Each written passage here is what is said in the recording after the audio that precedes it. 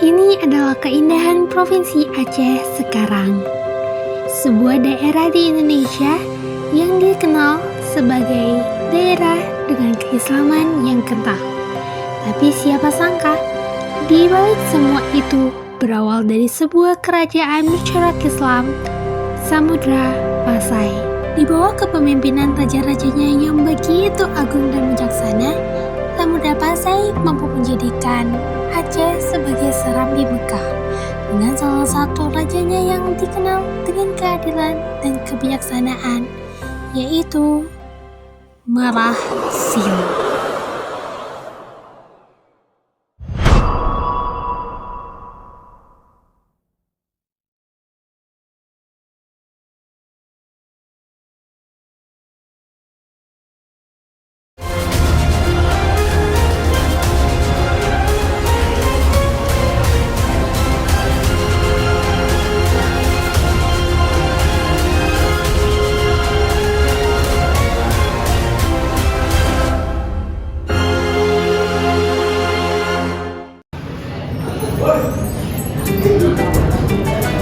Bayangkan, kita samudra yang luas di antara gelombang peradaban hidup budaya yang begitu perkasa.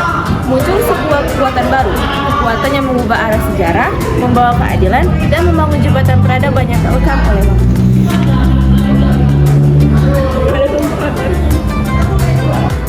Bagaimana mungkin seorang penolakan dari proses yang mungkin dianggap biasa bisa menjadi pelopor sebuah kerajaan Islam pertama di Asia Tenggara? Bagaimana ia menaklukkan hati rakyatnya, membangun kekuatan diplomatik, dan menjadikan negerinya mercusuar peradaban? Dia Sultan Malik Al-Saleh atau dengan nama lainnya Marah Silih, seorang visioner yang memahami bahwa kekuatan sejati bukan hanya pada pedang, tetapi pada kebijaksanaan dan keimanan. Konteks sejarahnya sungguh menarik. Abad ke-13 adalah era krusial bagi Asia Tenggara. Jalur perdagangan maritim sangat ramai, menghubungkan Asia Tengah, India, Tiongkok hingga ke Nusantara. Islam mulai merambah pesisir hingga membuat jalur perubahan yang sangat signifikan. Sultan Malik Al-Saleh bukan sekedar catatan di buku sejarah.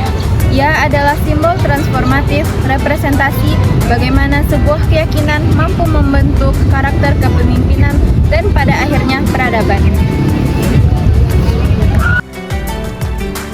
Sebelum menjadi sultan, ia adalah Marah Silih, seorang bangsawan lokal yang dikenal dengan ketangguhan dan kepemimpinannya. Ia bukan pelus tahta, melainkan pejuang dari nol yang membangun sebuah kekuatan baru. Ia adalah seseorang yang tangguh dan suka berdiskusi untuk mencapai sebuah kesepakatan. Kekuatan sejati bukanlah seberapa besar tanah yang kita dapatkan, tetapi seberapa besar keadilan yang dapat kita berikan kepada rakyatnya.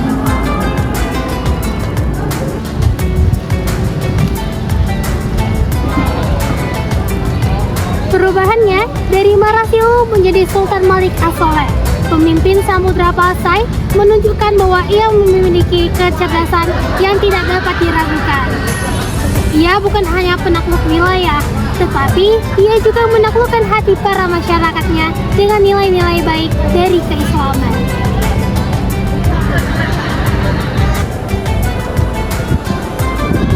Salah satu tantangan terbesarnya adalah membangun legitimasi dan stabilitas di era politik regional yang bergejolak. Namun, Marah Silih memiliki visi yang jelas, yaitu menjadikan pusat Pasai sebagai perdagangan dan ilmu pengetahuan Islam. Ia memahami betul bahwa diplomasi dan hubungan baik adalah kunci yang menjalin hubungan dengan para ulama terkemuka dari Timur Tengah dan India, mengundang mereka untuk menjadikan Pasai sebagai serambi Mekah awal Nusantara. Kepemimpinannya, Samudra Pasai mengalami perkembangan. Pancasila dicetak menunjukkan kemandirian ekonomi. Hukum Islam diterapkan secara adil, menciptakan masyarakat yang harmonis dan sejahtera. Para pedagang berbondong-bondong datang bukan karena kekayaan alam, tetapi karena kemandirian dan keamanan yang dijaga. Keberadaan Malik Al-Saleh mendapat pada kemampuannya yang menyatukan berbagai elemen masyarakat di bawah naungan Islam yang rahmatan lil alamin. Ia Dia tidak hanya seorang raja, tetapi seorang guru, diplomat, dan pelindung agama. Wafatnya Sultan Malik as-Soleh menjadi tanda berakhirnya satu babak penting dalam sejarah keislaman di Nusantara. Makamnya di Samudra menjadi saksi bisu dari kepemimpinan seseorang yang bukan karena paksaan, melainkan karena akal dan keimanan. Ia meninggalkan sebuah kerajaan yang berdiri kokoh dan sistematis yang menjadi inspirasi bagi semua kerajaan-kerajaan Islam Nusantara lainnya. Dari kisah Sultan Malik as-Soleh, kita belajar bahwa perjuangan bukan hanya karena tentang fisik, tetapi juga tentang kecerdasan, integritas, dan strategi.